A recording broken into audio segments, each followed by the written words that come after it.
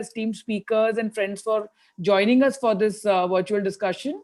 I would like to welcome Dr. Vinita Datta Ray, who's a professor at BIMTech and a partner of FICCI. Welcome, Vinita. Thank you so much for moderating this session.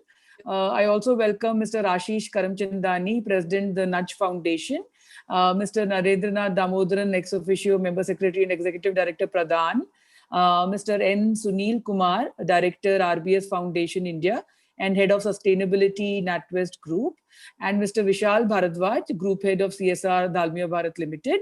Welcome all of our speakers and all the participants and friends joined us today here. So the issue that we really wanted to discuss today with all our stakeholders is very important, given the background of this unprecedented, difficult times that we're all living in. We are limited in our movement, restricted, socially distanced, doing all our conversations through e-platforms and webinars. And of course, the pandemic has, adversely affected all our normal lives, businesses, the economy all over the world. And there's no denying that, business operations have been greatly impacted.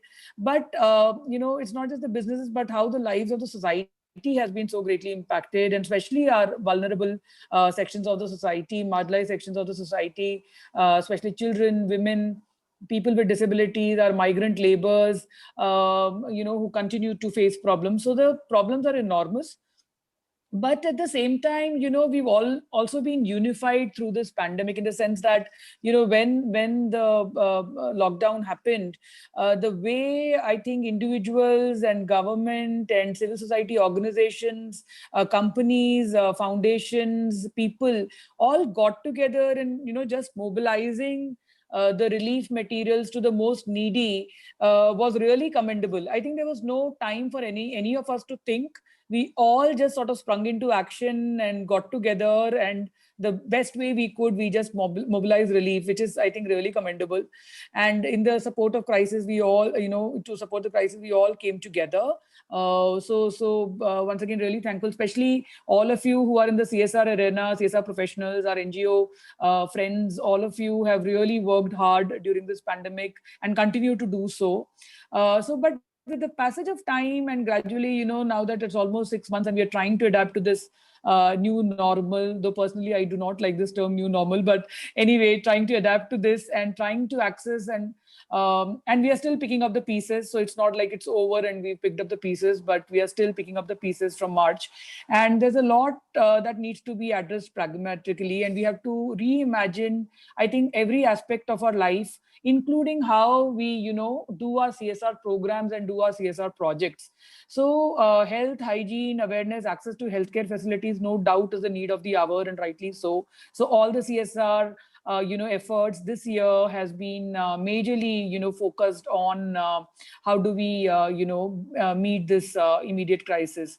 But what is also happening at this, I wouldn't really like to call it sidelines, but what is really happening is our ongoing programs, be it education, be it, livelihoods, or empowering our farmers or women, or environment sustainability. These are projects that probably companies or civil society organizations are already into.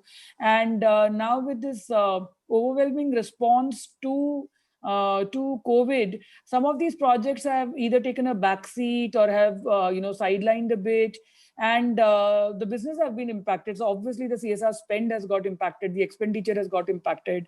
So while some of the funds have been diverted to the COVID relief and rehabilitation, but it has also taken away some of the existing programs and their spend. So there is a lot of issue in terms of survival of those programs. There's a lot of mounting pressure for NGOs and civil society organizations for their survival, on the funds or the programs that they were already doing, which may not have been health, but something else. So secondly, so all the NGOs, of course, and so the thought is that how do we, we have to, of course, reimagine. There is no other way. We have to innovate. We have to reimagine. We have to, work quickly. We have to bring our thought processes and knowledge and, leverage our cross learnings to sort of continue to implement good CSR programs on ground. Technology, of course, has been a very, very big enabler. So we are having to even reimagine how we are implementing programs I'm on ground. So today's discussion with all our very eminent speakers and our moderator, we are really trying to understand the situation and hear from all of you. We have a Q&A at the end of the session and a roadmap that we can probably put together going forward. So without taking more of your time, over to you, Vinita, to take the session forward. Welcome once again.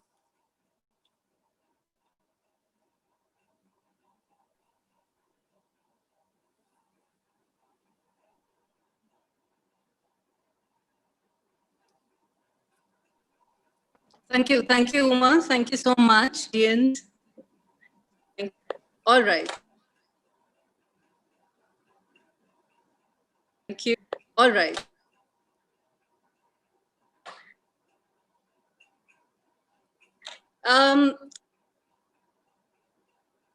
So,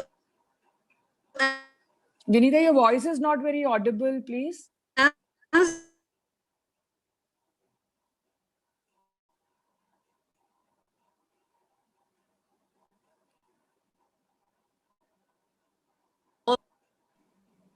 yeah.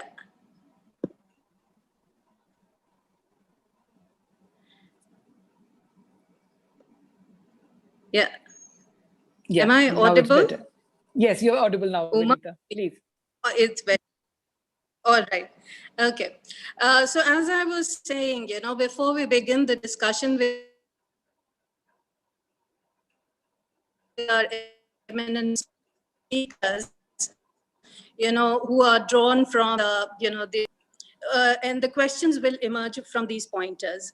Number one, as we say, the world has seen many pandemics, and through the pandemics, we have seen that the world has recovered, but during the pandemics, one thing that invariably has one thing that has invariably been common with all the pandemics has been the effect that it has had on economy. So we are right now grappling with, and India has finally, very recently come up with the estimates that we are, not going to get back to the normal speed at which we were growing in terms of our GDP near about soon. So with the sluggish growth, which is going to be much into the 2021 and the 22, and the estimates that we have as, that we will be growing at 5% instead of the 7.4% that was predicted earlier, which is, by all measures, a far cry from the earlier growth rate. So with most of the drivers of this particular engine, like investments, consumption, and exports which have come under crunch, we see that the corporations themselves are finding it very, very difficult to tide through this time. Many of the corporations around the world have severely been impacted, and India is no different. So a very pertinent question that emerges here for the companies is that when we are in such a slump with regards to our economy and growth, the profit and the bottom line being severely hit, what is it that the companies will, how will they approach the CSR? What are the kind of activities that they will want to pursue? And as Uma also pointed out, that the CSR budgets have been impacted. So two questions emerge here, and I would like to, quickly, address them to Mr. N. Sunil Kumar, who brings in a very rich and diverse experience of more than 2 decades in business strategy, public affairs, sustainability, and communications, with specialization on climate change, forests, and environment. Having worked with NABARD, he has also been on the boards of several regional rural banks, National Biodiversity Authority Expert Group, MP Tiger Foundation, and the like, and currently heading the CSR at the Royal Bank of Scotland Group in Asia. And Mr. Bharadwaj, the second speaker especially from the private sector, who is the group head of Dalmia Bharat Foundation, having spent large part of his career spanning around 2.5 decades in the cement sector. He has worked with the Ministry of Rural Development, the not-for-profit sector, and also the profit sector. So having worked in various settings of different nature, I would like to ask both of our speakers from the industry as to, for companies which for whom the core value is that of CSR, and it is not primarily dependent on the CSR budgets. What is the kind of approach that they would like to take up, in the future, given the pandemic blues? So maybe start with Sunil. Sure, Vinita. Thank you very much for the opportunity, and thanks for the very generous introduction.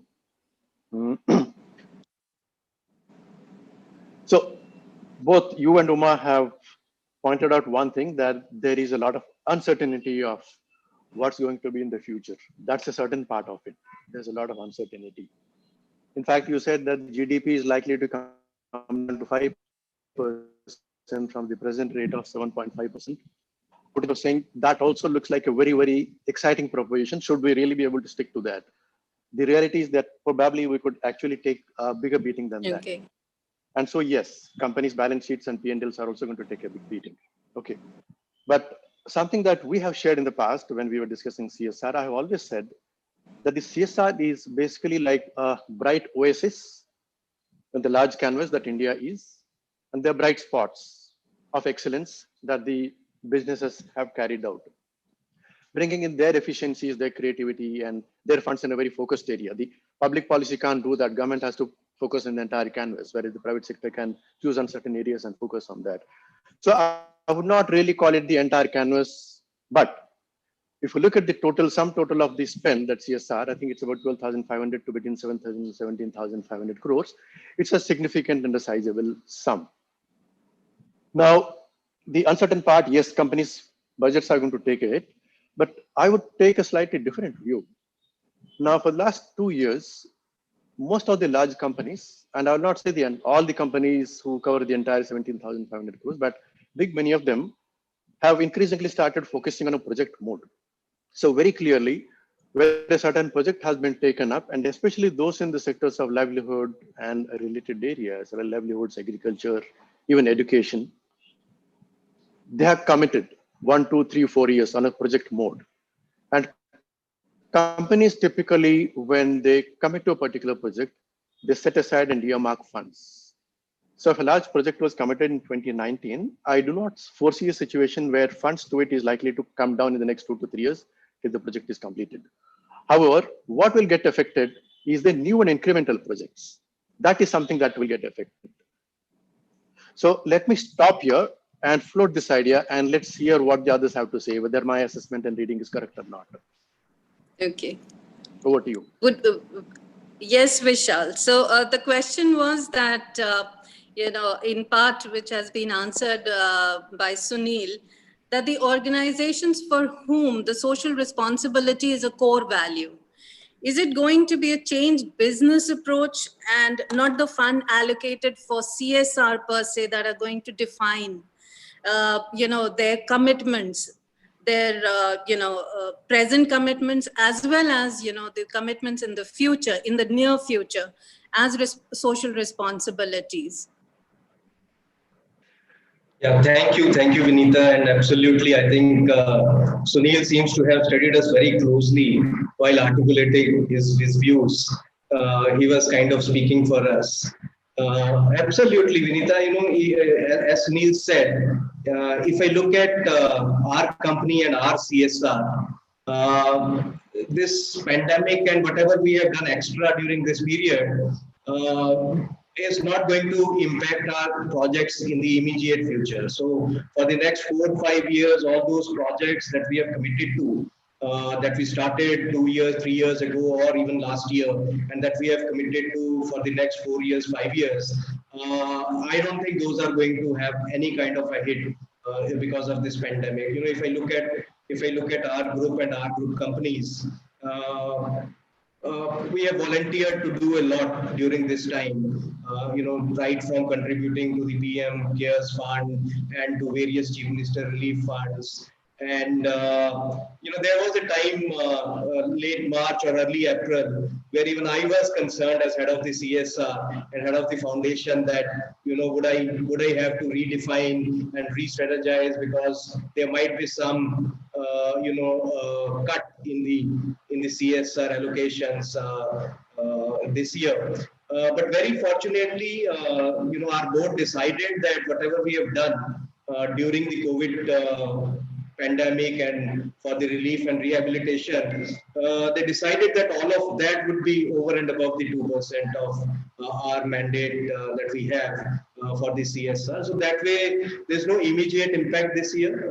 And with the kind of commitment that the board has shown, I think there won't be any impact in the next 3-4 years also to come. And of course, with the with some hit to the bottom line this year, next financial year, or whenever this is carried forward to, there could be some impact, of course, on the overall 2% mandate.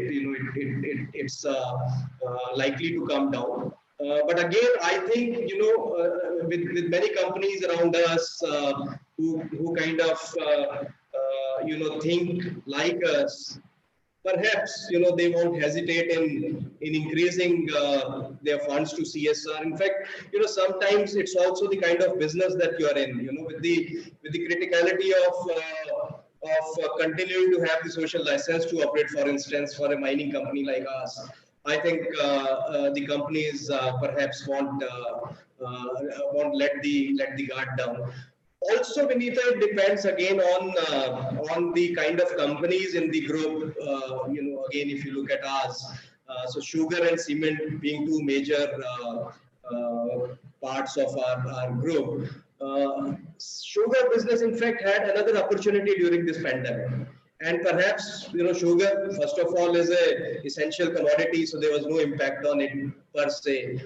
And also, we were towards the end of the season, and then there was no impact. But then the sugar business this year had another opportunity in manufacturing hand sanitizer, which has added to the income of the company during this lean period.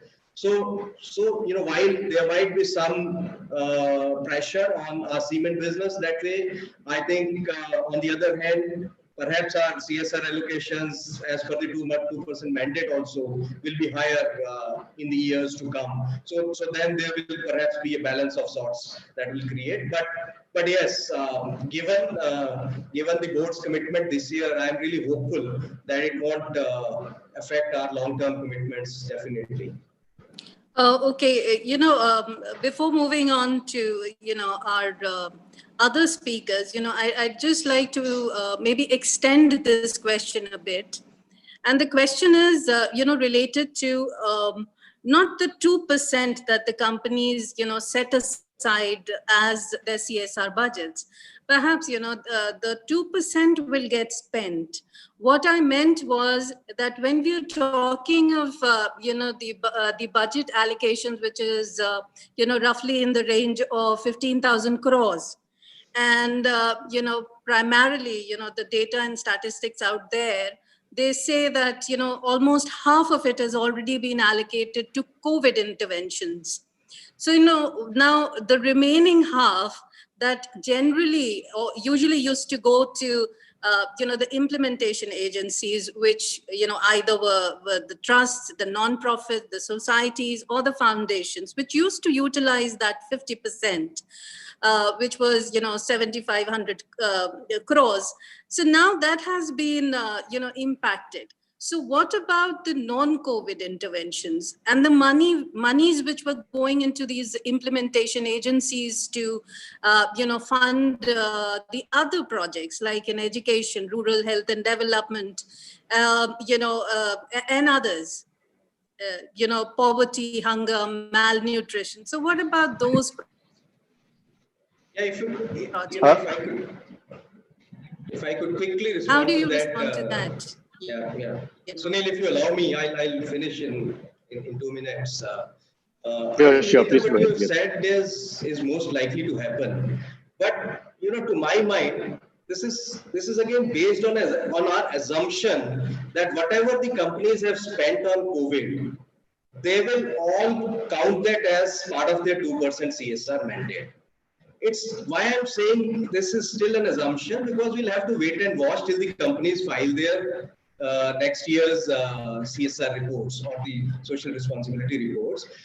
My hunch is that if there is a dalmia which says that anything that we have done on COVID is over and above the 2%, and we won't let this impact whatever is going into our regular projects, I'm sure there will be a large number of other companies also who will be thinking the same. So I think we'll have to wait and watch. I think this is actually an assumption as of now that whatever has been spent on COVID is part of that 2%. It may not actually end up to be true. I'm sure there will be certain part of it that will go into 2%. But assuming that 50% of that has gone into 2% thing, perhaps we'll have to wait and watch. Okay. And what does Sunil have to say on this? So, Vinita, my thought is like this.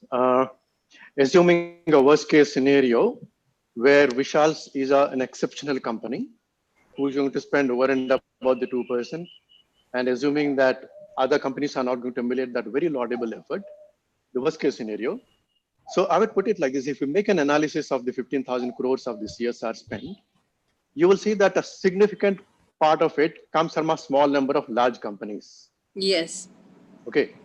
And that exact analysis, I think maybe I would be happy to About sit with the 300 team and make companies. that Yeah, about analysis. just about 300 companies. Yes. Of that, even probably 50 odd of them will be contributing a bulk of it.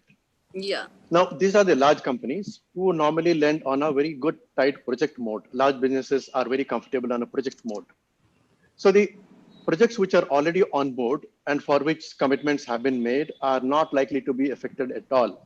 For the next 2, 3, 4 years, all these projects are not likely to be affected. They'll go on.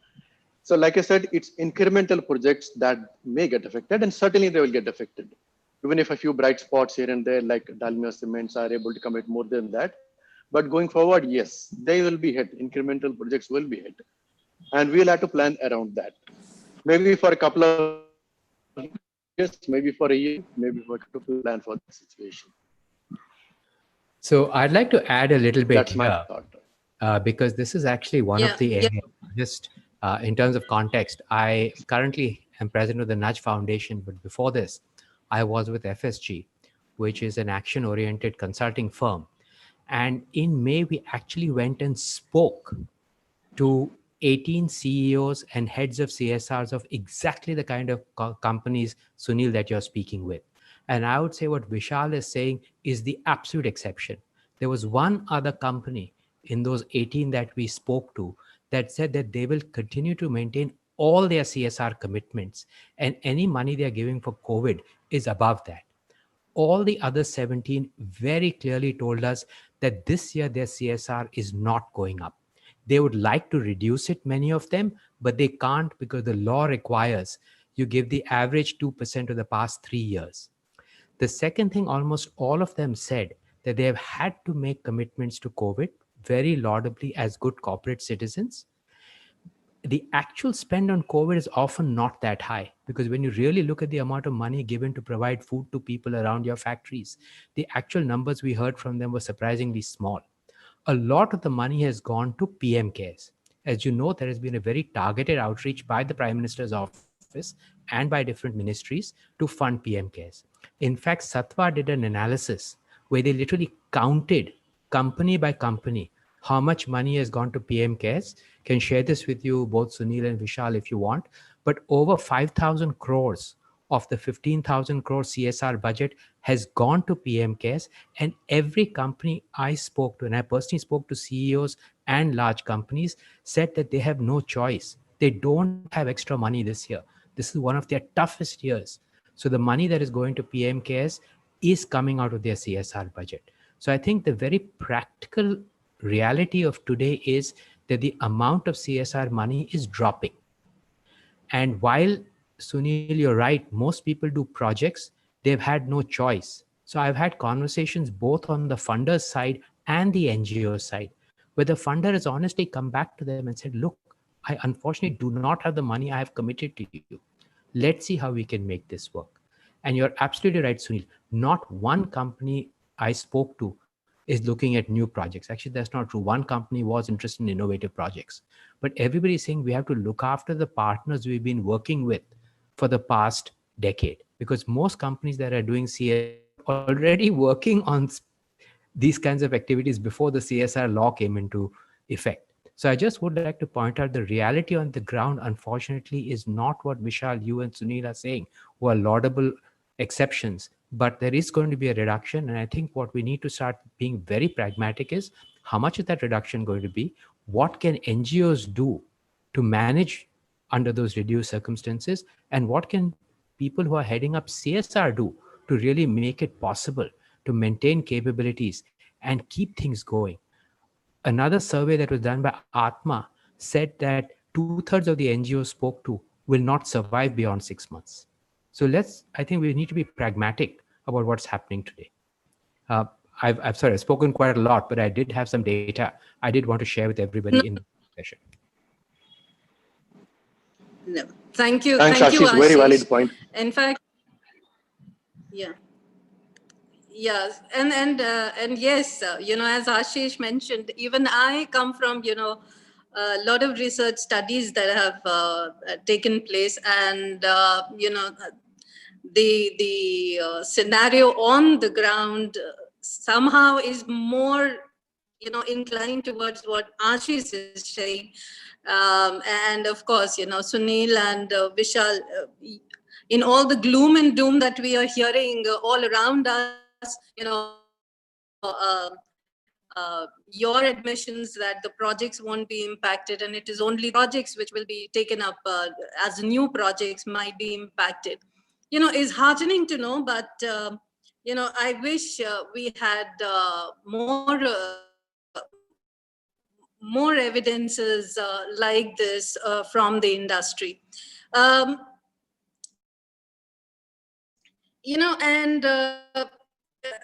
ask Mr. Narendra Damodaran also, who has been a part of Pradhan, a premium voluntary organization in India for the past 28 years, and is now its executive director. Narendranath ji has set up the National Resource Center for Livelihood in Pradhan for influencing and informing the design and implementation of its flagship development initiatives of the government and facilitate policy dialogue. So, Mr. On the questions that we are just talking about. Yeah. So. Thank you, Vinita, for inviting me, and thank you to Fiki for this opportunity. Nice to see, and I've been part of this forum a couple of times, so it's very good to be back with friends. And nice to see Sunil and Vishal also here, with whom I've shared the same space, I think, a couple of months earlier. So I think a very pertinent discussions happening, and this is real life for us as of today. I mean, the corporate CSR fund is actually falling, and fortunately for us, some of our partners have said, okay, like Sunil said earlier, this year we will not trouble you, but next year you have to be careful. Some actually said this year itself they are reducing their commitment. They will not be able to give more than what they've already given. I mean, there was commitment for 2 or 3 tranches, but they stopped at the first and said the second and third may not be forthcoming. And even the couple of CSR friends who had committed funds and committed stability to Pradhan, they said they were to reduce some other partners. So they also might have prioritized among their project as to which they want to keep stable this year, and which they want to maybe want to say sorry or something this year. So it has been a very difficult scene for us. So, and we have kind of been on the recipient side of all the stories that are being shared now. I think Ashish said it very correctly, and I can feel it sitting on this side, that and one can understand the profitabilities have gone down, but necessarily this year the commitment was there. And as Ashish said, and we also faced or kind of felt the brunt of it, that a lot of money got committed to the PM Cares Fund, and because of which they had to renege on commitments to civil society organizations. So there, I do bear a little grudge on that. That when you're committed projects, and we really, and we've had to work. I mean, when the government and the Niti Aayog, etc., immediately called on the civil society to really respond in in the whole, in full earnest, to the crisis that was breaking out in the villages.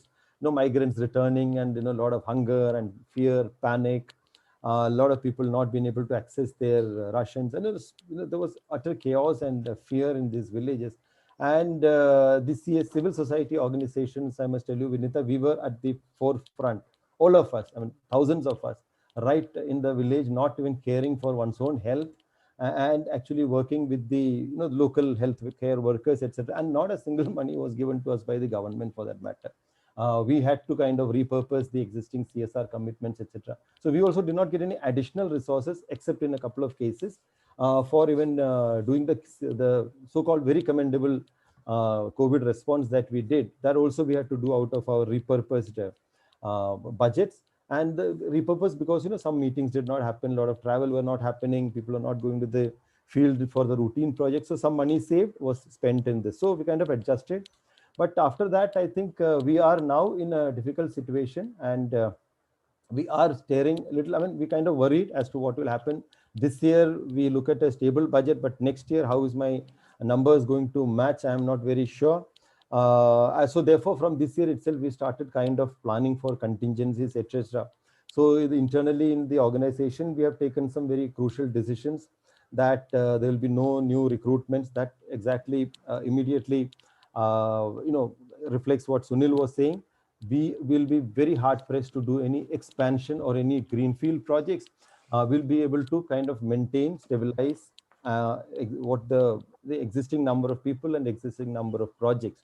We won't be able to do what we wanted to kind of scale up or do something more. So that is the first kind of implications that has had on us, on immediate our P&L statements. Internally, we have also decided that we will not, that is an internally our own this thing, we will not lay off people. We may not recruit people, but we will also not lay off. We may kind of reduce some of the payouts, etc. We might kind of defer payments, but we will not ask anyone to leave the organization at this point of time. That we said that as a value and as a commitment, we have made it clear to everybody. So whoever is in our roles today, on contract, on permanent roles, they will all remain, in irrespective of whatever happens. So that we'll see what happens. I mean, and so we also would like to kind of request our donors to allow us to carry over. Suppose there are a lot of, not lot, but there are little bits of money that we save, from less travel, or that training program did not happen, or some big gathering, big kind of an event could not happen. So there are meetings and workshops, etc., could not happen.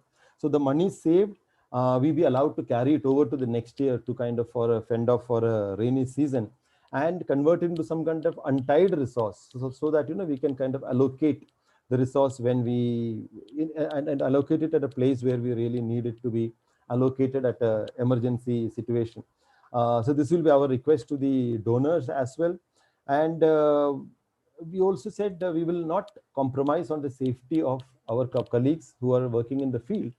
Sunilji, we want to say that we will not want to compromise on the the health of our colleagues as well as the health of the community out there. So therefore, maybe some of our targets and maybe some of the work that we committed to do, that may not happen. So that is something we'll have to now go and speak with our individual donors more specifically as to what because the now, as you see, as we speak today, it is kind of broken out. The COVID has actually reached to the villages, and when remote tribal villages, places where we thought we never thought these things will reach, but have actually started reaching out to interior villages in Chhattisgarh and in Jharkhand. So there, we will not want to risk the life of people. So our ability to kind of achieve the targets, etc., might go down. So these are kind of contingencies that we feel will happen. So in our So just to conclude, Vinita, some of our requests to our donors and CSR partners also will be, one, please prioritize the civil society organizations who are actually working on the cutting edge. And we are now working on the most important cause. Organizations like Pradhan is actually to revitalize the rural economy right now. And even all the economists are saying today, and as we all understand, the rural economy provides the backbone to the nation's growth itself.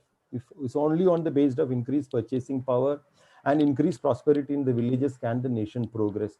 And we are involved in that work. So I think the money should be prioritized to pay for costs of organizations like Pradhan. So that is a general request. And we need to, surely there is reduced outlay. So we need to economize on the kind of projects that we take. So our own, our own, kind of suggestion will be, we need to use this money, very precious CSR resource, to not directly implement projects or create infrastructure, but to unlock the very much larger resources that the government is, kind of outlaid.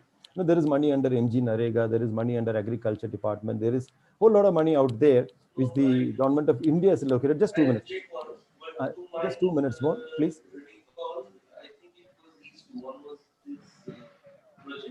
There's some disturbance on the line, please. Sorry. There's some disturbance on the line.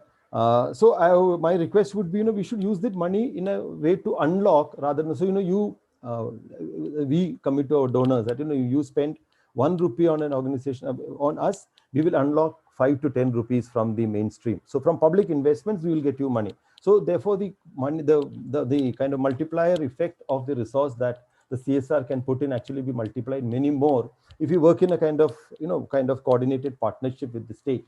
So that is another possibility. And whatever money you give to the civil society organization, give it in a untied manner, not under very strict budget heads, but a little reasonably flexible items, so that we are able to kind of play with money from different places. And wherever possible, or if there are, kind of crunch in resources, let us form consortiums, maybe multiple 2 or 3 donor organizations can come together and support a large partnership project. So there are various ways in which we can kind of use the money that is available, the limited money that is available, to unlock much larger amounts of money. One more thing will be, there are also, in addition to giving grant money, there are also maybe non-grant investments that are possible. So which is more in the line of business for the companies. That will be to set a partnership with organizations like us in terms of skilling and training youth, and then, meeting your own human resource costs. So human resource supply. So that is another way in which we can have more non-grant kind of investments. And second is, yeah, one general request I will also have, which I raised earlier in this forum, is also that, how do the corporates now bring back focus on the rural, getting back to the, strengthening the local economy, going back to the rural and the small towns, and, make more investments there. So your project investments in, you could, in setting up value chain infrastructure, or in supporting the farmer producer organizations with working capital, in setting up agri-processing units there, or even other manufacturing units. So there are multiple ways, or even in skill training institutes, which is fee-based. So there are various ways of business investments that are possible in the rural areas, which can actually help kickstart the local economy. So my general, the summary of the whole thing will be, one, to economize, we use the CSR resource, which is very precious, to unlock much larger, much larger of government investments. And second, partner with civil society in terms of both grant and non-grant investments. So there is, and there could be different ideas around this broad ideas. So thank you very much. This is the summary of what I wanted to say, Vinita. So yeah, thank you, Mr. Damodaran. Yeah. Thank you, Mr. Damodaran, and also Mr. Ashish. You very rightly pointed out that the NGO sector, the non-profits have been pained. And, it is a fact that the CSR pie has shrunk. And, thank you, Mr. Damodaran, why, you've also pointed to the road ahead in terms of how to utilize the very, if I may say, the scant amount of CSR funding that is now available to the non-profit, how even to use that? You've been very generous in pointing that out, and this is kind of, it makes up a road ahead for the non-profits to work in the present realities. Vishal mentioned to me, uh, Vishal, we are coming to you. Vishal, you talked of, the collective, the India Livelihood Collective. And given the present employment situation in our country, where if I go by the statistics, that by the end of April, almost 14 crores existing jobs had been lost in India. And this, if we add to the already existing, joblessness of around 10 to 11 crore that existed before the pandemic. So that's a huge, joblessness facing our country today. And more so we seeing just the last week there was the ADB and the ILO report which was released last week, and it talked about huge unemployment which is going to surface in the very short term. And it went on to say that this joblessness would be around 40% in the entire Asia Pacific region. So that's a huge loss in terms of employment that we are seeing. And one of your projects, it mentioned about the livelihood collective project. So could you shed more light on that, Vishal? Sure. Yeah, Vinita, thank you so much. Before I go to that, Vinita, I quickly want to make a point to Ashish. In fact, I want to thank him for sharing the data, because I was perhaps a little too judgmental, seeing what was happening around in my company and kind of created that opinion. But Ashish, I am not sure the survey that you mentioned Satwa has done, and also, of these 17 interactions that you have done with the CEOs.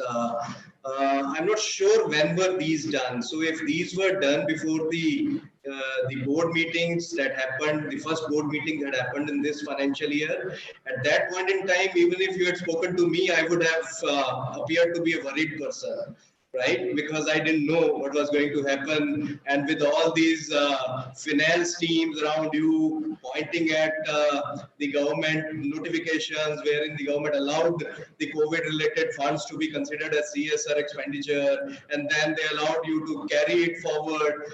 With all of that happening around you, even I would have been a worried person as head of the CSR in Dalmia. But then came the board meeting, and then things changed for us. And then there was a very different perspective. So I'm not sure about the timing of Satwa's survey and your interviews, but I just wanted to make that point, and perhaps there's something in that as well. Coming to this, Vinita, of course, these are kind of very difficult times as far as the employment is concerned, and you have already quoted the numbers, so there's no point going back into those. But when we were looking at that, we thought that there are a huge number of organizations around us, which are working in the livelihood sphere, and then they want to they thought that this was the right time for them to scale it up, to on the one hand to make people employable, and on the other hand to get the employers get the right kind of a talent that they needed. And that's how this thought emerged. There's this organization called CSR Box, which then kind of started to talk to various like-minded organizations, the corporates, the NGOs, academic institutions, and then even social impact investors and all of them. And then about 22, 23 of them, including us, we decided that we'll create this collective. And then through this collective, we'll try and amplify whatever we are doing, so that during this time when people are looking for jobs, we are able to at least create some opportunities that we can do. So that's how this livelihood collective came into being. So this is just a beginning. So what we have started to do is to connect like-minded organizations whose work kind of complement each other. And like our strategy says, converge, collaborate, and amplify. So we assist them to do that if that's a possibility there between them, and also a lot of knowledge sharing and data sharing within the organizations, a group of organizations that we have done. In fact, we have now approached to organizations like NABARD also to come on board. So NABARD Foundation is keen and perhaps will come on board soon. Because unlike the corporates where the CSR funding might be seeing a decline, there is larger allocations to organizations like NABARD now to address the livelihood issues. So we thought that that could also be a good collaboration. So with organizations like NABARD Foundation coming on board, I think we'll really be able to amplify this.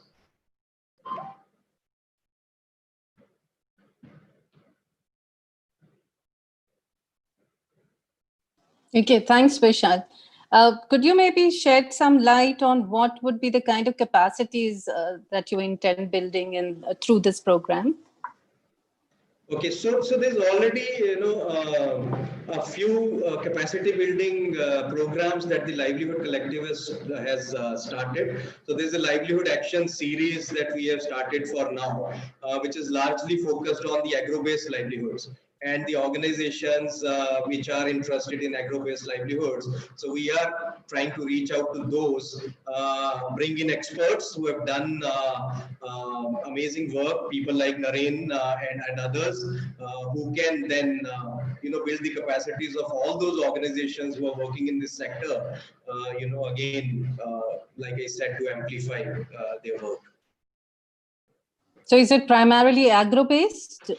It's not primarily agro-based, but that's what we have started with, because at this point in time, I think there lies a huge opportunity in the agriculture sector. So we thought we'll start with that. But as far as the collective is concerned, we are focused more on the rural as well as urban livelihoods.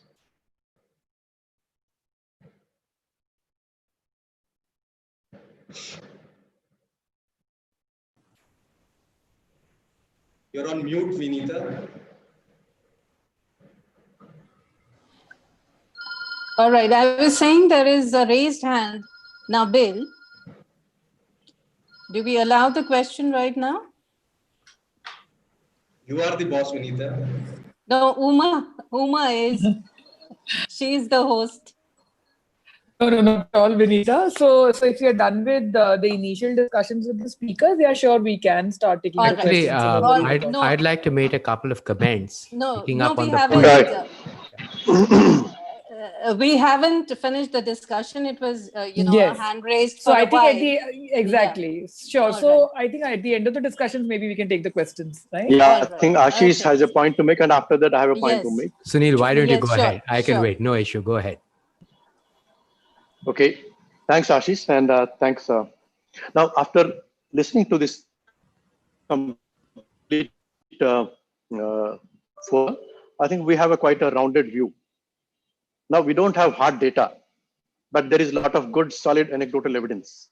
Now, Ashish gave evidence of the interaction that he had with 18 CEOs. There are bright examples that Vishal spoke about his own company, and maybe too, I can speak about my company too.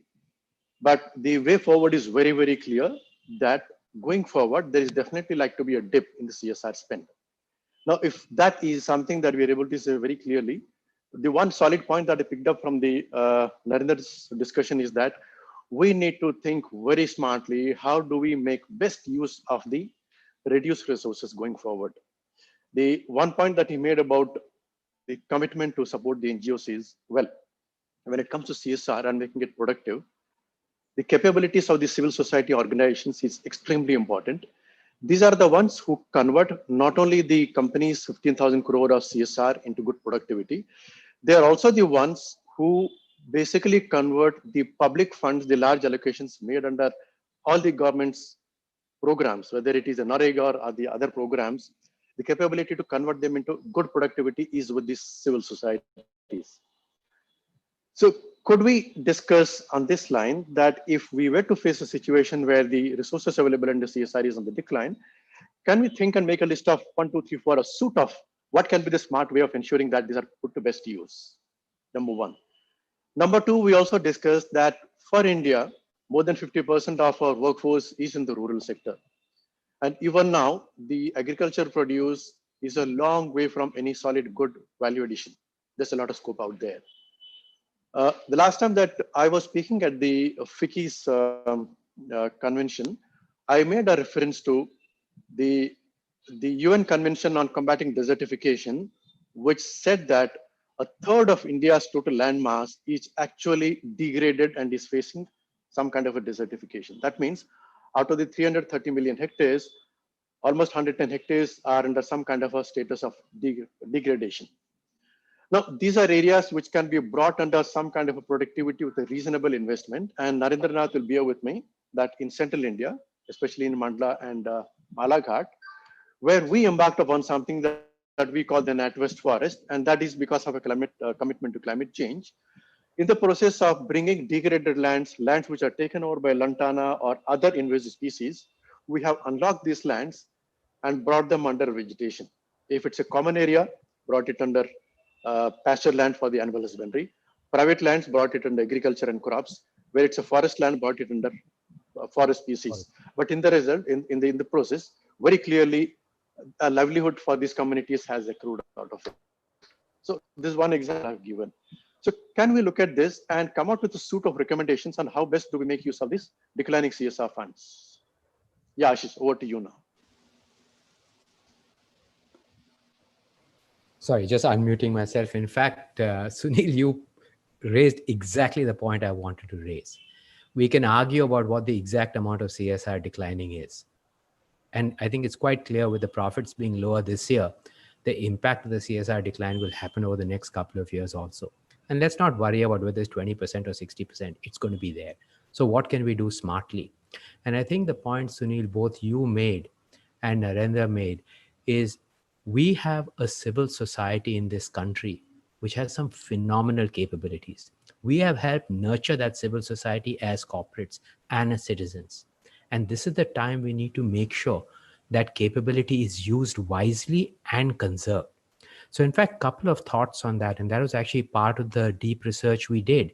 We went and spoke to NGOs and we spoke to CSR because every CSR has its NGOs partners whom it has supported for many years and is really, really committed to. What's happening is bad circumstances around, not because of any intentionality. And I think the couple of themes that came about was first and foremost, stop only thinking COVID. The world is going on. The mortality ratios, if you look at some of the new seropositive studies, is actually much lower. And while we need to be thinking of PPEs, we've still got malaria, we've still got TB. The UNICEF estimates are 8.8 million additional deaths of children. Our other problems are not going away. So all of you who have been working in the CSR space and are passionate about areas you have committed to over the last decade, please continue supporting your NGOs in those areas and with a single-minded focus of making them do most they can and conserving capability. In that point, I want to actually pick up a point which Narendra made. We need to be flexible. We can't just live on outputs and say historically for every dollar you've given X output. Today, unfortunately, the situation is different. The on-the-ground situation is different. So we need to be working thoughtfully with our partners like the Pradhans of the world to say, if you look at it from your lens, what are the biggest problems you're seeing out there?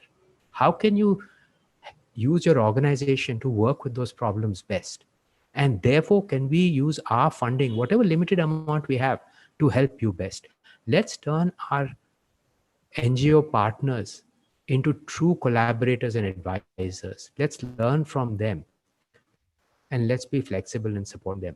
I know this may sound very normal to many of you, but believe me, a lot of CSR organizations are far more driven by this is the time where people like you, Sunil and Vishal can really lay out the norms for others to follow and encourage them to be more flexible in what they're doing.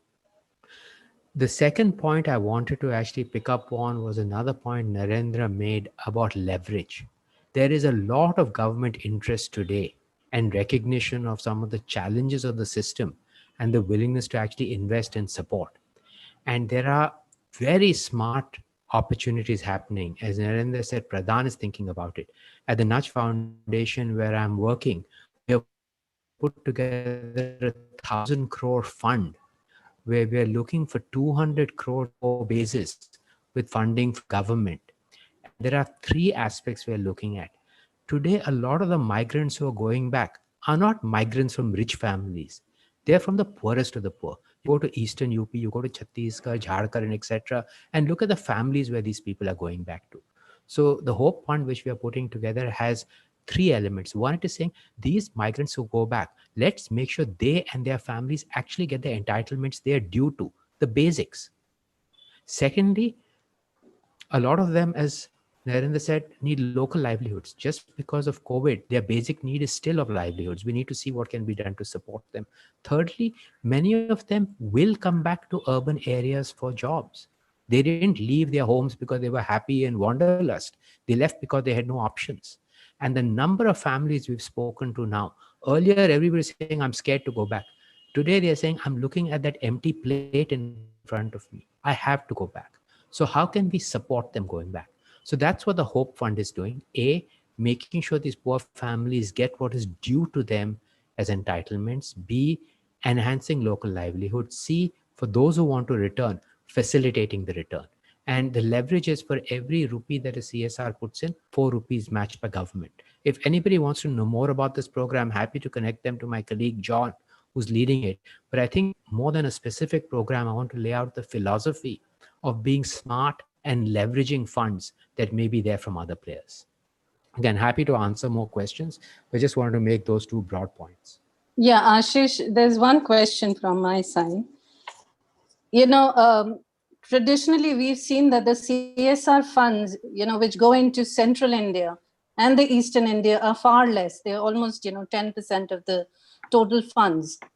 So primarily, these areas are the ones which are already, strapped for funds. And then, of course, the issues that you raised, they are suffering with. The other point is, are you hinting at, the companies restructuring or redefining their projects, maybe in the light of, the COVID catastrophe that we've had? When especially, the companies are talking, or when especially the companies are talking of retaining, funding to their present projects, which may not be completely aligned with the kind of problems or necessities that the COVID has, brought in. So Vinita, I completely agree with you, and I'm torn because there is a need on both sides. And if you actually ask me my personal bias would be that corporates should stick to the companies and partners they've had over the decade. Those people need help. We need philanthropy in this country to step up and actually help the people who are impacted most by COVID. Again, just to give you a small piece of data, there are 363 million people in India who are living below the poverty line. And you know the poverty line. It is 6,000 rupees for a family of 4 in urban India. You try living on 6,000 rupees with a family of 4.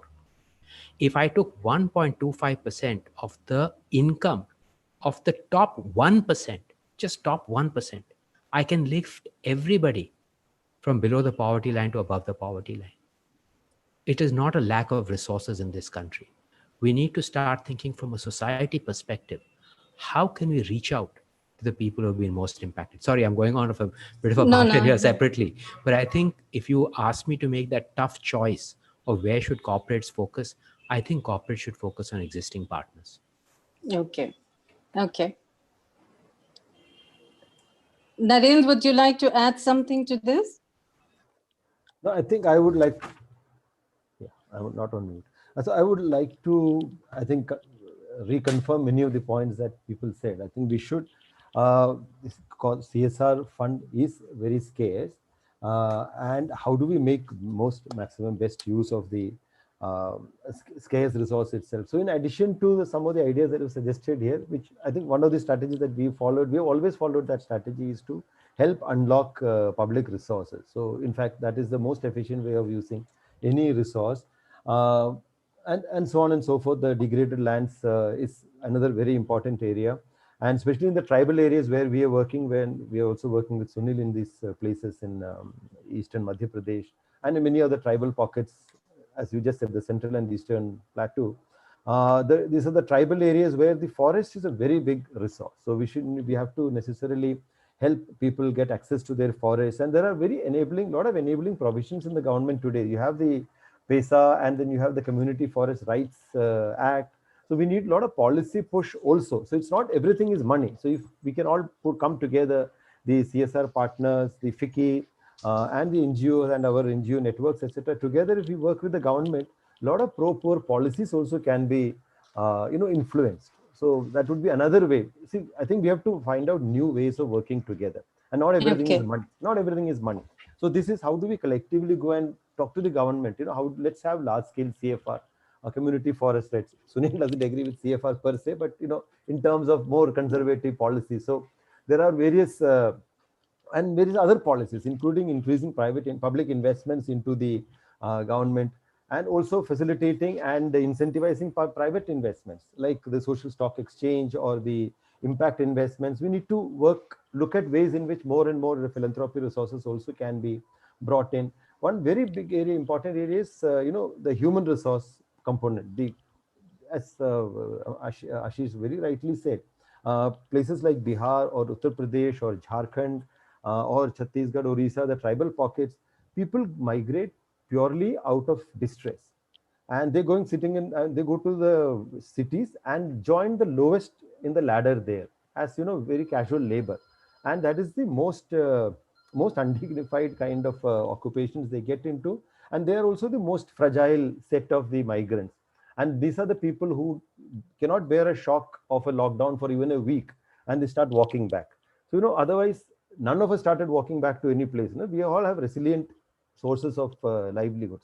They don't have. They're extremely fragile. It collapses, 7 days, they don't get anything. I mean, they'll starve. So they'll say, कि ठीक है, जहाँ नहीं जाना है तो गाँव में चल के जाते हैं. That kind of desperate situations. So there, people go there with absolutely no skills. And this is the chunk of the migration in this country. It runs to about, I don't know, some 10 crore or something, some huge number.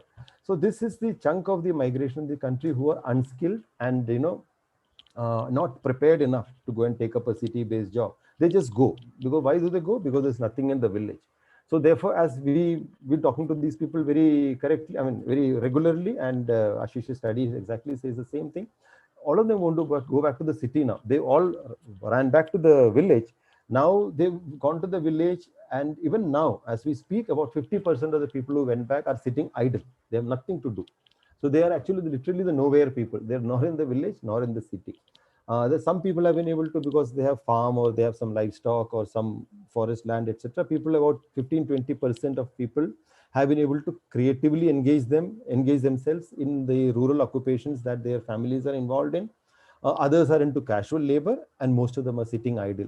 And now they're all saying we want to go back, but city mein to abhi kuch ho nahi raha hai, so what do we do? So they're kind of in a bad situation. So why do now people need to migrate with such low levels of skills and such in a distressful manner like this? Can't we build skills of people in very large numbers in cities, partner with organizations?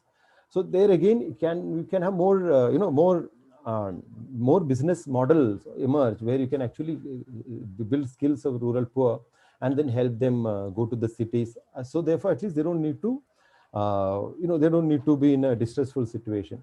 Another way, again, a non-money way of engaging is once these people are in the cities, they're involved in various whatever activities in the various companies, please take care of them. Don't let them let them be just left out there. Take care of them, provide them decent, I mean, dignified ways of living, dignified pay, some social security. There are a lot of social security instruments that are there.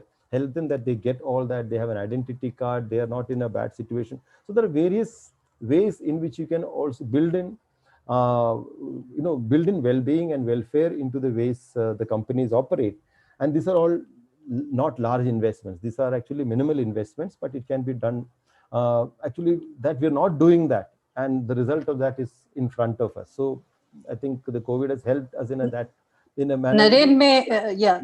Just Yeah. last Yeah. bit, one more last way is, for our the NGO side. Now, for the NGO side, we also have to become much more cost effective. We have to use technology. That is what our immediate realization is. And if we look forward to our corporate friends again to help us bring in the best of technologies in terms of reaching out to increasing our outreach, increasing our effectiveness in the community. So we find that we are a little weak on that side, because we are very good at the community in mobilization, etc. But our own handiness with technology is limited, or maybe less effective. So that would be one way in which we can also increase our effectiveness and reduce costs. So just the few thoughts. Yeah. Thank you. So, yeah. So on the sidelines, I'm tempted to ask Vishal and Sunil. While we were talking about, for a long time, we advocated about CSR, not about being, internal, not about being, for the internal stakeholders. But at this juncture, when we are seeing, a lot of layoffs in the companies, do you think we actually need to refocus CSR as being good to the employees also? Do we need to take them back into our fold? Want me to come first? Yeah. So Ashish or Sunil, let's hear your views about that. Okay, may I? Vinita, that's a difficult question to answer. Yeah. A lot more complex than it would appear. Yeah. My suggestion, my recommendation would be we should separate the two. Okay. Employee is essentially a part of the business plan and the business strategy and the balance sheets. Whereas CSR by definition is meant for something that is completely extraneous to the company's balance sheet. Once committed, it is meant for the larger society. So much so that companies are not even allowed to build their branding on the basis of what are they spent on. CSR is very clearly seen as something that should contribute to the wider society and not to the business. Not to the business. So my recommendation is we should separate the two. So should I say that we've learned this lesson by heart? I mean, it's firmly wired in Vishal, let's hear Vishal's. What does Vishal say? View. Yeah. So is it hardwired already? No, I think I'll agree with Sunil what he has said, but also Vinita, I think there's a very thin line. As far as our law is concerned, and then from that point of view, we know that we can't spend anything within the fence from the CSR perspective. But personally speaking, to my mind, our own people are also our responsibility. Right? Every year we bring out the CSR report based on ISO 26000. In fact, not every year, we do it every 2 years, and then we'll very soon come out with the last 2 years report. And if you look at ISO 26000 guidelines on CSR, it actually includes a lot of work that you do with your own talent. Right? Yes. So I think that's definitely the organization's social responsibility. But as far as if you are particularly asking about bringing them within the ambit of that CSR expenditure, I think it is better that it's kept separate from that. That's my view on this. And also, Vinita, now that you've given me this opportunity to speak, very quickly wanted to add to what Ashish said. In fact, Ashish, I can vouch that there is people have started to perhaps go back to their places of work now. I witnessed a lot of that last weekend when I was traveling from Delhi to Chandigarh, and then there were buses and buses of these migrants, who perhaps have come back now to find work. But Vinita, as Naren said, this perhaps is also a good opportunity for corporates like us to send these people back more skilled. For instance, I quickly tell you what we have done. around all our manufacturing locations.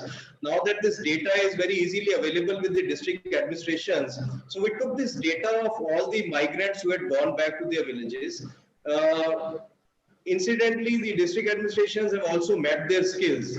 So we picked up all those reverse migrants who have gone back to their villages, who were working on the construction sites but were not skilled. So we thought it is a very good opportunity for us to skill them so that when they go back, they can actually start working as a skilled worker on the construction sites so that they are able to earn more. So I think what Naren said, I'm speaking, out of my turn on this, but I think I totally agree with Naren that it is time for us to look at their skills also before they go back. Okay, okay. Okay, I think that is bringing us, near to some questions. But just before that, I'd like to say that theoretically, or rather, circumstantially, we are, baffled.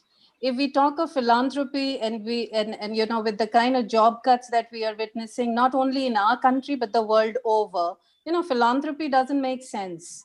People will pay, only when, they have more than enough, or maybe we have to create a kind of a movement where people are bonding and there is a sense of community. The companies have to work not only as companies but also as friends, getting into a bond with the employees, because that is the bond that initially we were talking about when we were talking about social responsibilities of business. We were not talking about cut and dried formulas in terms of CSR being only a certain amount of monies to be spent. So let's keep it in our amongst us, that while we seeing prosperity for a while, we over a period of almost 6-7 years, we educated ourselves on a certain aspect of social responsibility, that it was that okay, when we were responsible enough to our internal stakeholders, now it was time for us to uplift those who were around us, so the indirect stakeholders who we were to benefit. But now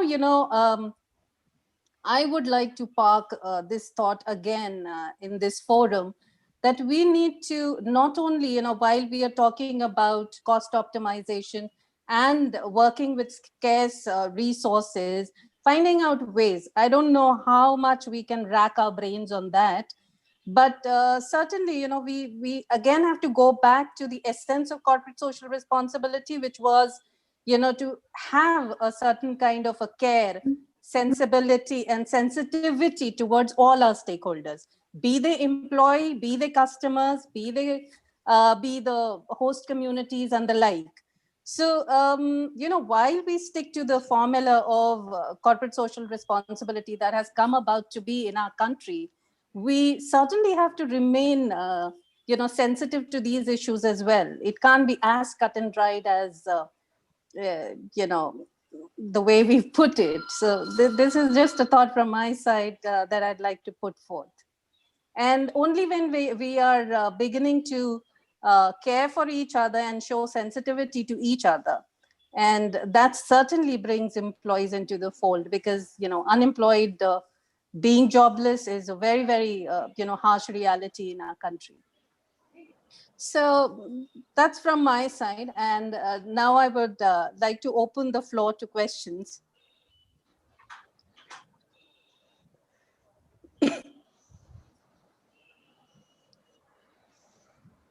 Arjun?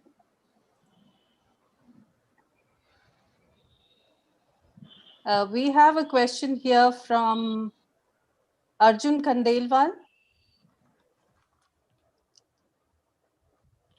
He doesn't have a question. He's just a statement. It's a chat. It's a chat.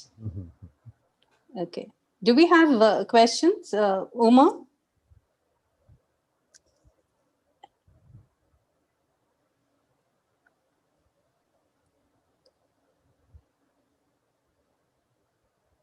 Hello, Uma. Can you come in, please?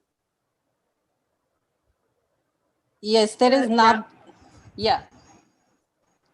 Yeah, sorry, I think there's a problem in her connection. I think she just got disconnected for a few Okay. seconds. Okay. Yeah. Vinita, there is Poonam Mutreja. Yeah.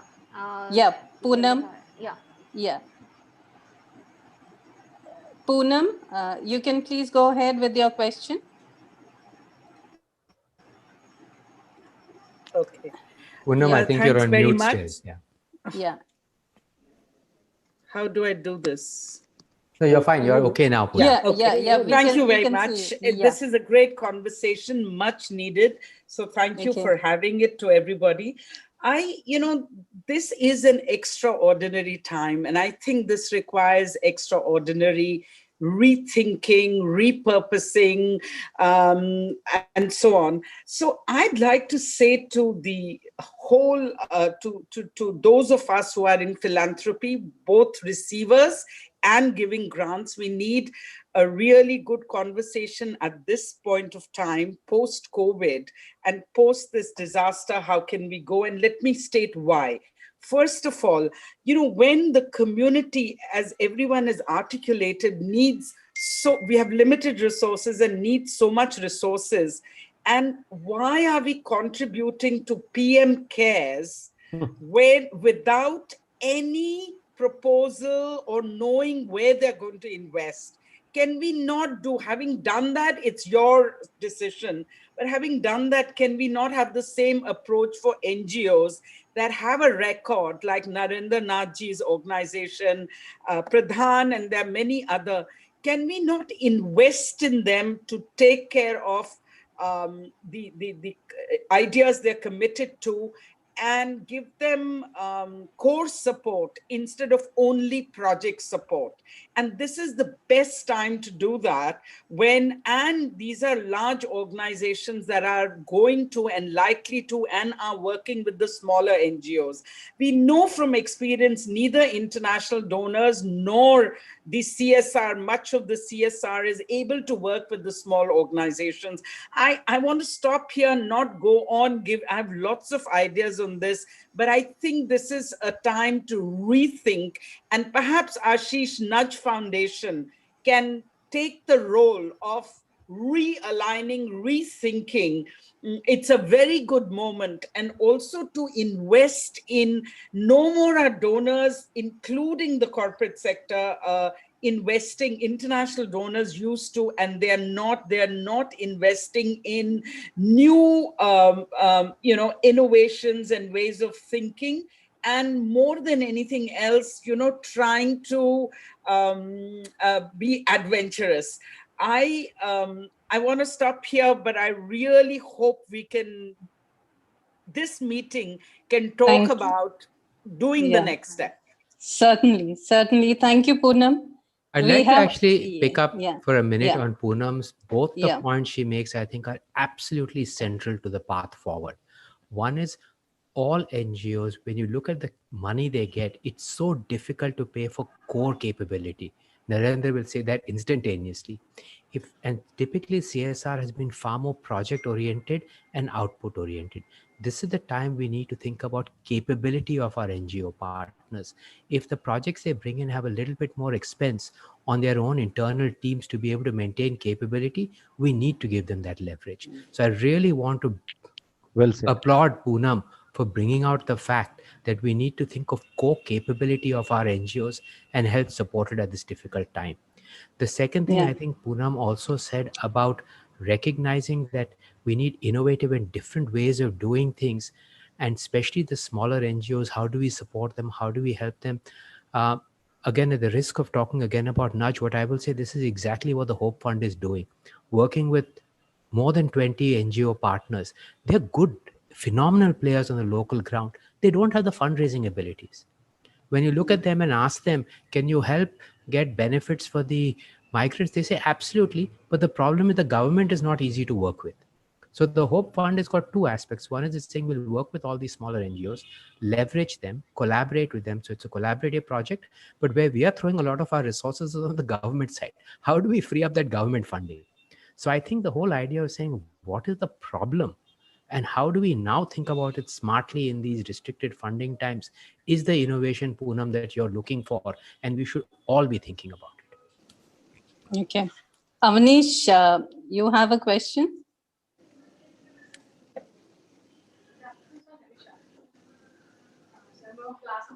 Avnish? Yeah, can you hear me now? Yes, yes, See, I yes. just wanted to make one suggestion for the larger advocacy. See, in the CSR budget this year is not so much problem with. Somebody can mute. I think there is some sound coming. Yeah.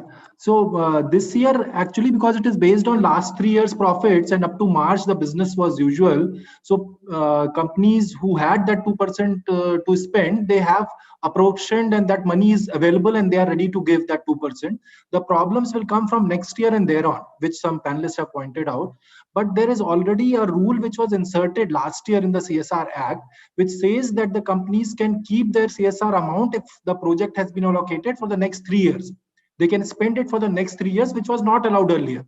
It was earlier that you have to spend in this year only, where the 2% profit has come from. So if we advocate, but this rule is not notified. So what we have to advocate basically with the Ministry of Corporate Affairs and all, that this rule be notified. It's just a minor thing that they have to do, so that whatever is the 2% which is available this year, a part of it is used this year and it can be used in the next few years also. So that will benefit the core CSR programs, the NGO CSR programs, everyone. I think as a group from corporates, from FICCI and other forums, our advocacy towards MCA should be that please notify that rule, so that we can put that amount in a bank account and it can be further used for 3 years. That is something that I want to say. Okay. Okay. I think these were the questions. There is Nabil Sambhav. Nabil, can you come in, please? Yes, thank you very much. Yes. साथियों, अगर मैं हिंदी में बोलूं तो कोई परेशानी नहीं होगी? नहीं, बिल्कुल नहीं। बिल्कुल जी। तो मैं अपनी बात कह रहा हूं अपने अनुभव के आधार पे, चूंकि मैं चंबल और बुंदेलखंड इलाके में काम करता हूं। अभी जो CSR का एक काम करने का ढंग है और जो सरकार का काम करने का ढंग है, दोनों में बहुत फर्क है। CSR जो है उनका फोकस ज्यादातर लोग हैं, लोगों की जिंदगी है और कैसे उनको बेहतर बनाया जाए वो है। आशीष जी ने एक बहुत अच्छी बात कही कि दुनिया चल रही है, the world is going on. अब हमारे सामने सवाल ये है कि how do we ensure that the world keeps on going on. आप देखेंगे कि जब ये माइग्रेशन हुआ है तो कई लोग अपने गांव कम से कम 5-5, 6-6, 10-10 साल बाद लौट के आए हैं, और इतने साल बाद लौटने के बाद उनका जो भी एंटाइटलमेंट था वो सब खो चुके हैं। तो क्या आने वाले समय में हमारी एक रणनीति, वन वे फॉरवर्ड ये हो सकता है that we work on ensuring that जो कोविड का जो शॉक लगा है कम्युनिटी को, उस शॉक को ओवरकम किया जाए। क्योंकि पीएम केयर के अंदर जो भी पैसा आया है, जो लोगों के पास जाने के लिए तय हुआ है, आखिर वो लोगों के पास पहुंचेगा कैसे? वो लोगों के पास पहुंचेगा through the urban local bodies, वो लोगों के पास पहुंचेगा थ्रू द PRIs, वो लोगों के पास पहुंचेगा थ्रू द CBOs। और जिन एरियाज में मैं काम कर रहा हूं या हम काम कर रहे हैं, ये वो एरियाज है जहां पे ये पूरी तरह नॉन फंक्शनल बॉडीज हैं। तो क्या हम आने वाले वक्त में क्या CSR इस दिशा में सोच सकते हैं कि we can work on the capacity building of the community based organization so that the people eligible, number one, and number two, जो सरकार ने इतना वादा किया कि MGNREGA में काम मिलना चाहिए या सबका गरीबी का कार्ड मिलना चाहिए, क्या हम इस दिशा में काम कर सकते हैं कि लोग बजाय इस पर निर्भर हों कि हमको आटा दाल चावल मिलेगा, लोगों की निर्भरता को हम ज्यादा सशक्त कर सके कि वो स्थानीय स्तर पर ही अपने आप को बेहतर बना सके? क्या हम प्रोजेक्ट मोड से प्रोग्राम मोड में जा सकते हैं? क्या हम सेक्टर बेस्ड प्रोग्रामिंग से कम्युनिटी बेस्ड प्रोग्रामिंग में जा सकते हैं?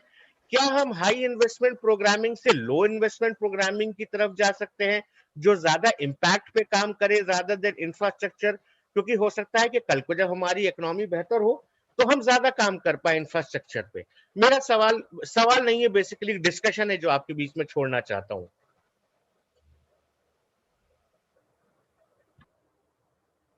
Thank you, Nabil.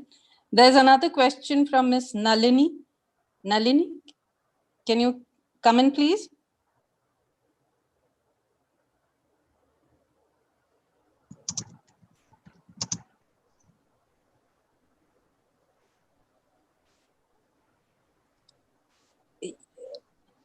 Okay. Uma, may I request she be unmuted, please? Yeah, Hello? yeah, Can you hear me now? Yeah, we can hear you. Yes. Lovely. Good evening, everybody, and thank you so much for organizing this really wonderful discussion. I think a lot of nuggets of a lot of brilliant ideas coming in. So I work for an organization called Restless Development, and we work with young people across the world. We are a small to a medium-sized organization, and the struggles that everybody has kind of shared with during this call have been really real. And so my question or my point was a little beyond the issue that we're talking about, whether it's rural agriculture, whether it's rural migration, whether it's rural employment, or working with women and girls. Yes, let me say upfront that those are really important issues. But one thing that really stares us in the face with enough evidence to back it is that the whole sustenance and of the civil society right now is in danger. And I think all of us being within the sector realize the important role that the civil society or organizations that work with communities on the ground hold. And I think it's extremely important for us as this group to kind of ensure that in the year or two we don't close shop, and we support each other to not close shop and be functional in doing the great works that we do. That brings me to a point which I think Narendra ji and also Ashish ji kind of touched upon, on how as CSRs and as development organizations coming together on this platform, are we looking at ensuring that we continue to support civil society organizations and ensure that we don't go out of business, to also maybe using the amount of talent that we have here in coming up with more smarter ways of working. I think Ashish ji touched upon the fact of coming together as consortiums. So like maybe doing this kind of mapping of where these consortiums and who can come into these consortiums, getting into literally the more practical side of it, because the situation is quite dire and quite soon. And also like more probably smarter ways of working, and COVID has shown us of things that we thought absolutely imperative to function. We have done away with them, and we worked and been as effective. So can we continue this discussion and debate on this forum on how do we actually make practical solutions available to CSO partners? And I would just end by giving one very small example to ensure that I'm extremely clear. Restless Development globally works with young people on issues of SRHR, and we've been working on child marriage for the longest time. What started off as us working directly on the field on issue of child marriage, after 3 years, we said, hang on, we're a small organization, limited resources. How do I make it most effective where I can? So now we work with 150 plus organizations in building their skills to be able to bring youth agenda into the center, to build their capacity to fundraise, to build their capacity to meet, financial and compliance standards. So if those kind of mechanisms, if we can, which are happening organically, but if we could use a platform like this to build those mechanisms and build those strengths and maps where it can be supported and sustained, I'm sure a lot of us would stand to gain by that. Thanks a lot. Yeah. Thank you, Nalini. I think you've made a very relevant point. Education, specifically, I come from the education sector, and I believe that, COVID has very far-reaching consequences here. If a large section of the society is not educated, or cannot be educated because of digital incapabilities that are currently required and demanded on a very large scale, we will risk having lesser educated workers in the future. And these lesser educated workers, they get into a trap. And this will be a vicious trap, because the lower you are educated, the more you are at a risk of being thrown out of work, easily. And that kind of capability during the COVID times become all the more imperative, because we've got to keep on educating the future generations and the existing, youth.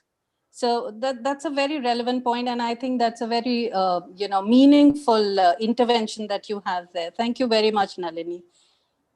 We have Mr. Mohanty raised his hand. Can we have Mr. Mohanty, please?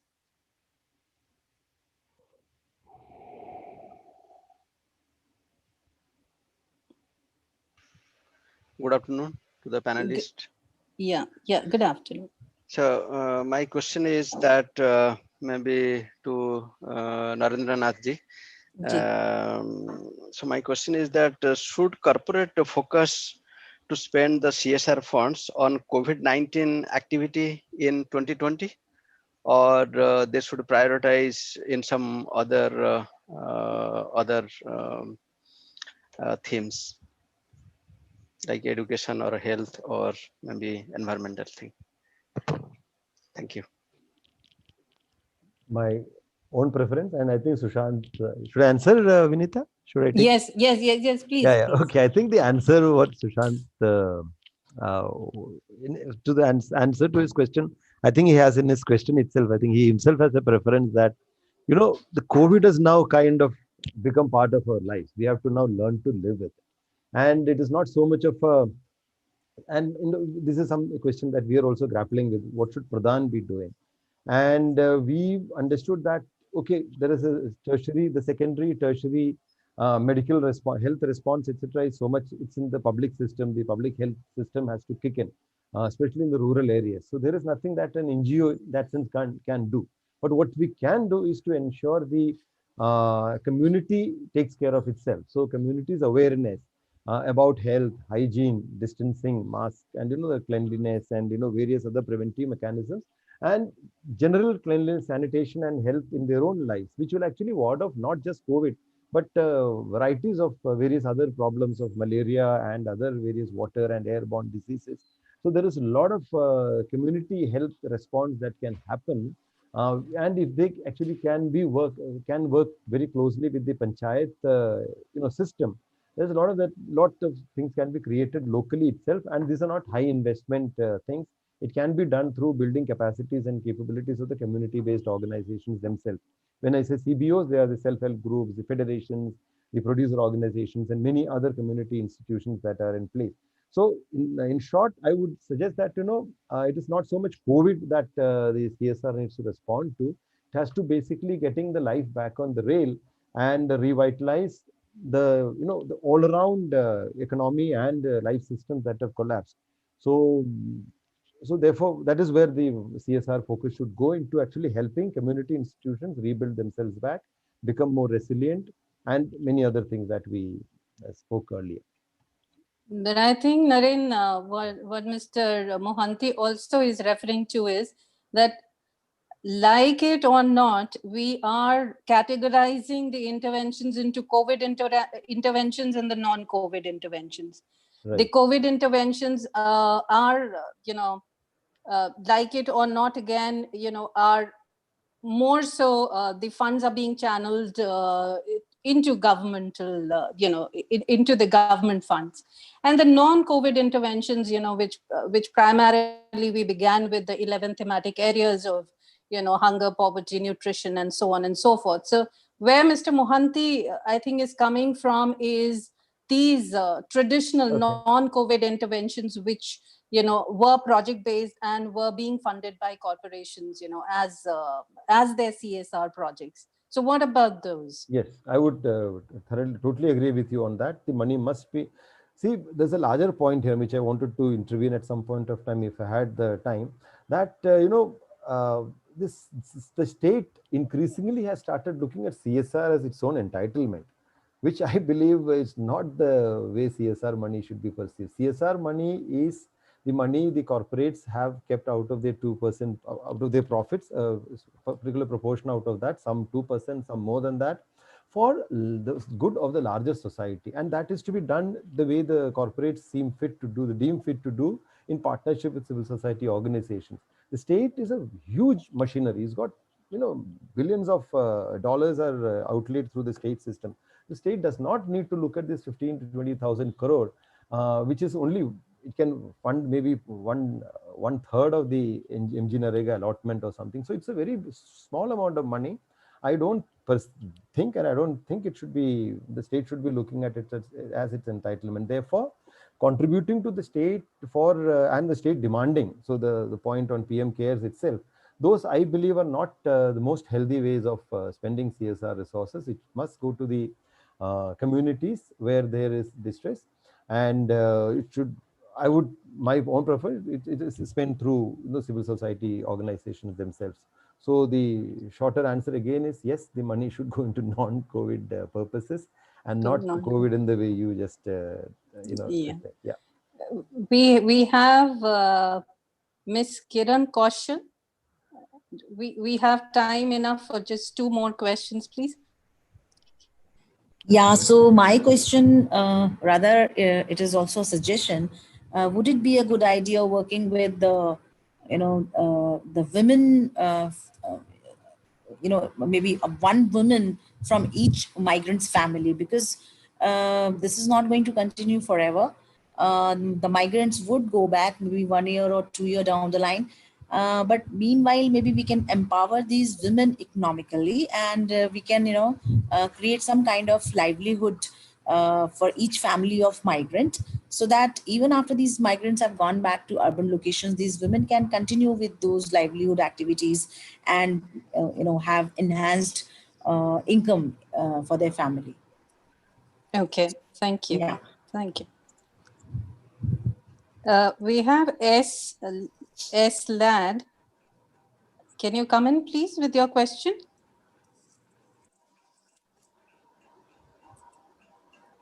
Hi, Vinita. Good evening. Yeah. Hi, Uma. Yeah. This Yeah, is Siddhi here from Okay. DHFL. I actually have an ask over here, and I thought because I have my peers from the corporate sector and I have Vicky who's hosting this, I couldn't have a better opportunity. So what I feel is it becomes extremely critical, for us also as corporate representatives in this space to redefine our commitment to the social fabric.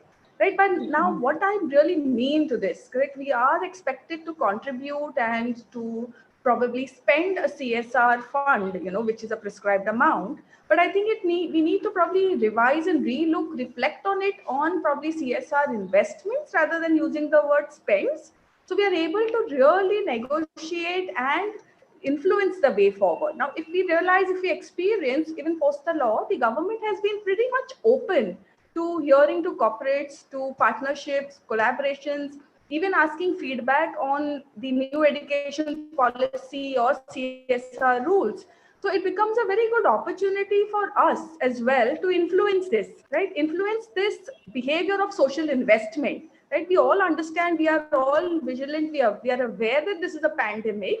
But like Ashish pointed out, and which even Narendra has reinforced, there are certain critical programs which we have progressed in a much substantial way. And these will impact the economy as well as the well-being of the nation on a longer run. So programs like early education, programs like livelihoods or climate change, which have a long-term effect. So we need to ensure that as civil society, as corporate players, and here I think Vicky can also help us try and do some advocacy with the government, so we are able to streamline our investments into the core functions and not be influenced by different agendas which are topped upon.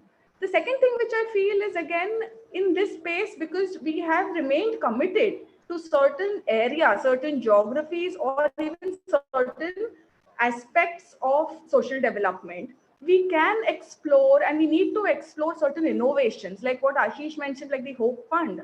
There are various social enterprises and entrepreneurs who have different models, which as corporates, we have the liberty to invest and support, which probably in a government framework becomes very restrictive.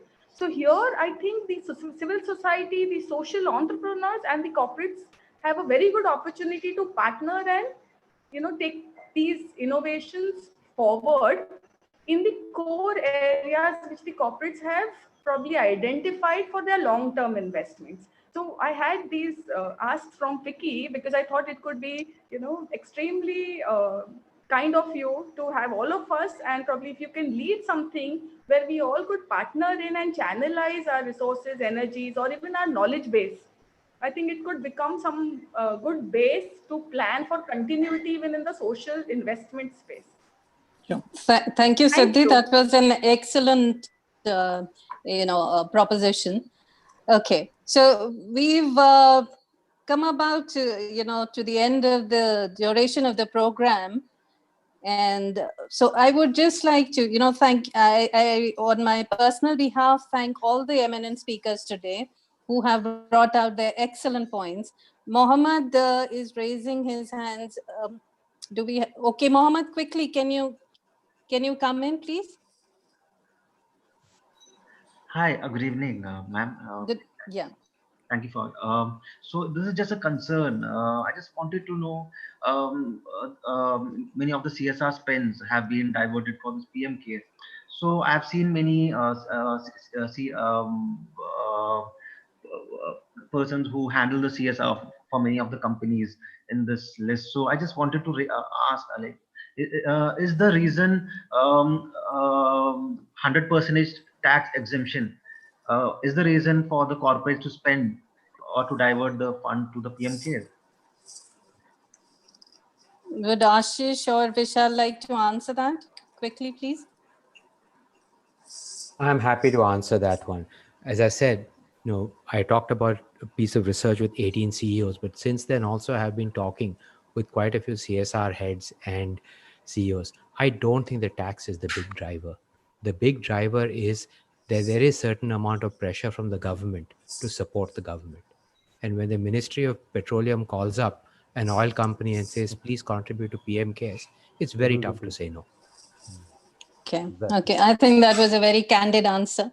All right. So with this, I would like to thank on my personal behalf all the eminent speakers. Can I make a small point again? I mean, something which I yes, please. just 30 seconds. Okay. 30 seconds. Okay. All right. It's just that all this. I think all the points that have been well recognized, I mean, well received and also reinforced. And the larger message is that this. I think under the aegis of FICCI and your leadership, if you can create a larger partnership between the CSRs and the civil society organizations, we can actually reimagine the rural economy much differently, and then we can all work together. So that is a larger message. And in this one minor or specific point was, there is this radius of a few kilometers around the factory or the business establishment that you need to do CSR. And that actually leads to a lot of money coming into certain places. Like Maharashtra is one state, I think a huge amount of CSR is coming in. Whereas, as Vinita only rightly pointed out, this is central India, the eastern India, the tribal areas, which are actually the dens of poverty in this country, are actually being starved of the very important resource that the CSR provides. So therefore, if there is, can we do a policy advocacy around this issue that be allowed to spend where there is need, where there is less not competition but less crowding. Otherwise just crowding into one village and leaving out thousands of other villages. So in that sense, this was also one of the areas which I wanted to highlight in this platform. We should take it up for advocacy, and together let us work together to create a larger, reimagine how these investments are done. Thank you. Okay. Thank you, Naren. Thank you. Okay. Very, very briefly, I would like to summarize the whole discussion. So while we very reluctantly, I would say, admitted to the fact that the corporate, the corporations have come under stress all due to the pandemic, there is a certain tension that we very palpably can feel, which regards the way in which we set out to spend our CSR funds, and the way we ended up spending our 2%, at least the 2% of the allocated CSR funds. Not everybody is lucky as Vishal's company, where he says that after the board meeting They committed to even higher than a 2% commitment, and no projects would be interrupted or interjected there. But certainly, there are a few writings on the wall that is that the corporate the engine of growth in terms of GDP has is declining and is going to stay like that for at least a year or two more. This is a very conservative estimate. We are also seeing that the investments, consumption, and exports are being hit.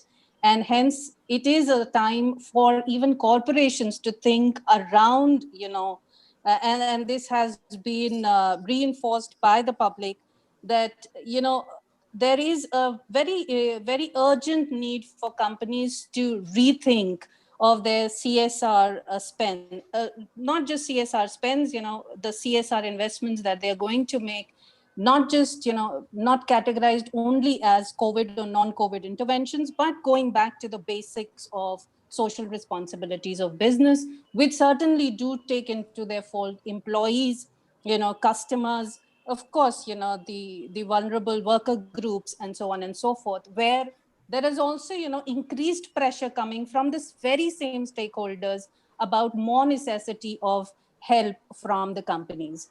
So it is high time that the companies, even though they are doing their best, they do think about raising some kind of maybe bringing them to think and rethink about the same things that we started with in terms of social responsibility. The NGOs, while they're the arms and feet on the ground doing welfare work, and the way they've come around during the pandemic, the whole country has seen how they have assisted and aided the very needy. So while I think that there is a huge willingness on the part of the NGOs and the non-profits to actually revamp themselves or redefine themselves, aid get even rework at cost optimization, and find out newer methods in order to while hand holding with the companies, they also redefine themselves to be more effective in terms of what they are doing in the society. So there's a huge amount of willingness. I think then the companies and the NGOs, the non-profits, have to look each other in the eye and think of newer ways. So with that, I think I will conclude the very vibrant discussion that we've had. I thoroughly enjoyed it. Thank you, Uma. Over to you. Yeah, so thanks so much, Vinita, and thank you so much, Narendra and Vishal and Ashish and Sunil. Thank you so much for joining us today. And from FICCI, a few very quick points. Thank you, and it was very interesting, some of the points that were raised in terms of the consortium. Totally agree. In fact, we are part of the Hope Fund, and we are also working with Pradhan and others through our foundation. So, so very rightly, what we are also, really advocating or talking to our partners is that now is the time, now is the right time to come together and share whatever learnings are there. For example, it's not all about money, like how Mr. Damodaran very clearly said. There are companies or civil society organizations doing programs which can benefit others. It could be in some other area. So even simple things like how to replicate what you are doing, it could be done in another geography. These kind of cross learnings. The other point that I also want to mention, for many of the companies may not necessarily be through CSR, but through HR, there's a lot of volunteerism and there's a lot of movement. And even during the COVID scenario, how the HR was actually working with a lot of their companies at how they can work on e-volunteering and actually help civil society organizations and what's happening on ground. So we at FICCI are very open to keep this dialogue going. And any of you, please reach out to us. We are doing a lot of livelihood programs, and we are looking for any company or any civil society organization to come forward, connect with us, and grow the program.